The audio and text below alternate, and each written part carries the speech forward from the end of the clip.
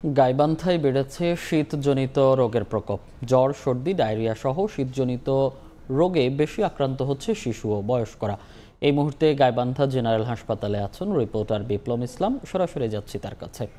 সর্ব-উত্তরের জেলা গাইবান্ধায় কিন্তু আমরা দেখছি যে গেল এক সপ্তাহের অধিক সময় ধরে কিন্তু একটি বৈরী আবহাওয়া বিরাজ করছে। আমরা দেখছি যে সকাল থেকেই কিন্তু তাপমাত্রা কিন্তু অনেক বেশি এবং স্বাভাবিক তাপমাত্রা কিন্তু বিরাজ করছে, কিন্তু রাতে বিশেষ করে সন্ধ্যার পর কিন্তু এখানে অনেক শীত অনুভূত হচ্ছে। এই গরম দিনে গরম এবং এই রাতে শীতের কারণে কিন্তু আমরা দেখছি যে হাসপাতালগুলোতে শীতজনিত যে রোগী, সেই রোগীর সংখ্যা কিন্তু কয়েক গুণ বেড়ে গেছে। যদি আমি আছি গাইবান্ধা জেলা হাসপাতালে।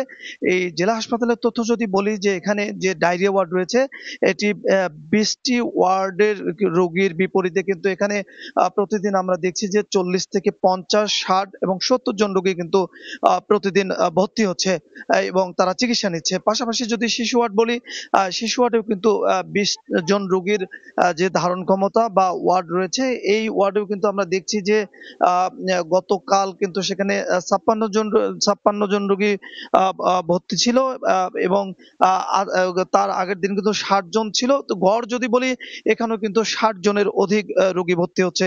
আর গাইবান্ধা জেলা হাসপাতালের বিভিন্ন ওয়ার্ডের কথা যদি বলি, যে এই হাসপাতালের কিন্তু ২০০ জন রোগীর ধারণ ক্ষমতা, কিন্তু এখানে আমরা হাসপাতাল সূত্র যেটা জানতে পারছি, প্রায় ৪০০ বা তার কাছাকাছি প্রতিদিন রোগী ভর্তি থাকছে। চিকিৎসকরা যেটি বলছেন যে হঠাৎ শীত বেড়ে যাওয়ার কারণে কিন্তু গরম এবং শীতের কারণে এই রোগীর সংখ্যা বাড়ছে। তারা শিশুদের বাড়তি যত্ন নেওয়ার প্রতি গুরুত্ব আরোপ করেছেন। পাশাপাশি যারা বয়স্ক মানুষ আছে তাদের জন্য বাড়তি গুরুত্ব নেওয়ার তাগিদ দিয়েছেন। তারা যেটি বলছেন যে রোটাভাইরাস আক্রান্ত যাতে না হয়, শিশুরা যাতে পরিষ্কার পরিচ্ছন্ন থাকে, বয়োজ্যেষ্ঠ মানুষ যেন সকালে বের না হয়, তারা সেই গুরুত্ব দিতে বলেছেন। তো এই ছিল গাইবান্ধা জেলা হাসপাতাল থেকে শীতজনিত রোগীর সর্বশেষ খবর। সরাসরি যুক্ত ছিলাম গাইবান্ধা থেকে।